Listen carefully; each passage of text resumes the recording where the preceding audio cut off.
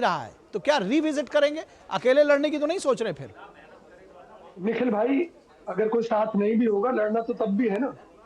कांग्रेस का सीधा एजेंडा है, चुनाव तो हमें लड़ना है, पूरे देश भर में लड़ना है। कोई साथ हो तो भी मिलकर लड़ेंगे, तो ना हो ऐलान ही तो करवा भी दीजिए इसका फिर तो। नहीं। ऐलान की जरूरत इसलिए नहीं है कि मौजूदा परिस्थितियों में कांग्रेस पार्टी ना अपने दोस्तों को पहचान पा रही, ना दुश्मनों को। जो दोस्त हैं वो सीबीआई ईडी के दबाव में कब दुश्मन बन रहे हैं, ये हमें पता ही नहीं चल पा रहा। और जो हमारी पार्टी के नेता राहुल गांधी पर आरोप लग रहा है कि सीताराम येचुरी से सलाह लेकर सारे काम करते हैं, तो पूरी कांग्रेस जानती है कि जिस दिन कांग्रेस पार्टी सीताराम येचुरी की सलाह से काम करेगी, उस दिन पार्टी का अपने आप बंटाधार हो जाएगा। तो सीताराम येचुरी की सलाह पर क्यों चलेंगे? पहली बात। दूसरी बात, अखिलेश जी अपनी ताकत यूपी में दिखाना चाह रहे हैं, दिखाएं। किसने रोका उनको? लेकिन कांग्रेस की अपनी एक ताकत है, कांग्रेस राष्ट्रीय पार्टी है।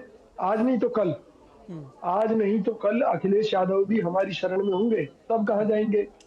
अब जहां तक भाजपा से मिली भगत की बात है, तो एक तरफ तो भाजपा उन्हें गाली देती है, उनके पिता को राम भक्तों का दुश्मन बताती थी, हत्यारा बताती थी, कार सेवकों पर गोली चलवाने वाला बताती थी, और मरणोपरांत उनको सम्मानित करती है पद्मश्री से।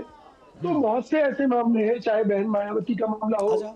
सीबीआई ईडी की जांच के नाम पर किस तरह से उन्हें एक तोता बना दिया गया है कि वो वही बोलती है जो बीजेपी चाहती है। इसी तरीके से भाषा ममता बनर्जी की दिखाई दे रही है। ये वो ममता बनर्जी तो नहीं है जो कहती थी कि मैं ऐसा लड्डू खिलाऊंगी पत्थर का बनाकर के मोदी जी का दांत टूट जाएगा, भाजपा का दांत टूट जाएगा। तो आपको लगता है ममता बनर्जी डर गई हैं बीजेपी से, इस वजह से वो कांग्रेस का साथ नहीं दे रही? आप ये कहना चाह रहे हैं? 101%। अच्छा। क्योंकि ममता बनर्जी क्या कोई भी छोटे से छोटा दल ये समझता है कि कांग्रेस का वजूद इतना हल्का नहीं है कि वो किसी प्रदेश में चुनाव ही न लड़े और गठबंधन में क्षेत्रीय दलों के लिए सारी सीटें छोड़ दे। भाई क्यों छोड़ दे सारी सीटें?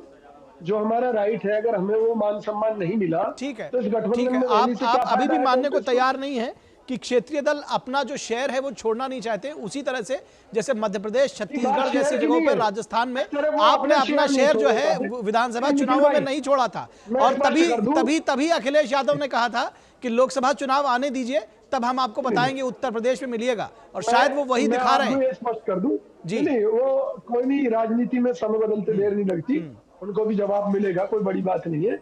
लेकिन मैं ये कहना चाह रहा हूं, जब क्षेत्रीय दल अपना हक छोड़ने के लिए तैयार नहीं है स्टेट में, तो उस स्टेट में कांग्रेस पार्टी अपना हक क्यों छोड़ दे?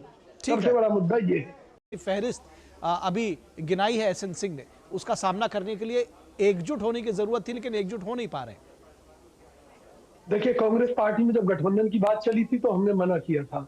हमने पार्टी के नेताओं से कहा था कि भी अब तक का रिकॉर्ड यही कहता है कि जब जब हमने क्षेत्रीय दलों के साथ गठबंधन किया है, उसमें कांग्रेस ने हमेशा नुकसान उठाया है। हमें अपने दम पर पूरे देश भर में लड़ाई लड़नी चाहिए, वरना राहुल गांधी जी की यात्राओं का क्या औचित्य रह जाएगा कि अगर इसके बावजूद भी हमें क्षेत्रीय दलों से गठबंधन करना पड़े। वही हुआ। अगर नहीं माने, केवल सत्ता प्राप्ति के लिए कुछ लोग राहुल गांधी जी को गुमराह करके या मल्लिकार्जुन तो जी आप को स्वीकार कर रहे हैं कि ये कांग्रेस नेतृत्व की एक गलती थी, सीधे तौर पर राहुल गांधी को लोगों ने गुमराह कर दिया? निश्चित तौर पर जी, इसमें शक वाली बात क्या है? आप एक बात बताइए कि इससे अभी तो गठबंधन मतलब कोई रूप ले भी नहीं पाया था, उससे पहले ही नुकसान होना शुरू हो गया, तो इसे हम क्या कहेंगे? जो राहुल गांधी जी ने जो मेहनत की थी, इस गठबंधन की राजनीति ने उसको भी कहां लाकर खड़ा कर दिया है आज। आप ये देखिए ना। तो विजय कौशिक जी, आपको लगता है कि अब ये वक्त आ गया जब ऐलान कर देना चाहिए कि एकला चलो की राह पर चलेंगे, भले ही चाहे संगठन में उतना दम ना दे पा रहे हो, लेकिन फिर भी लड़ेंगे, अकेले लड़ेंगे, देखा जाएगा? इसमें दो चीज है। इसमें जरूरी नहीं है कि हमें कोई गठबंधन के नाम पर कोई 20 दल इकट्ठे करने या 40 दल इकट्ठे करने, जो हमारी विचारधारा से मैच करते हो, जो हमें बराबर का सम्मान देते हो अपने प्रदेश में, उनसे किया जा सकता है। अरे जब मोदी जी जो कहते थे एक अकेला सब पर भारी, उन्होंने भी 38 दलों के साथ गठबंधन की कर ली तैयारी।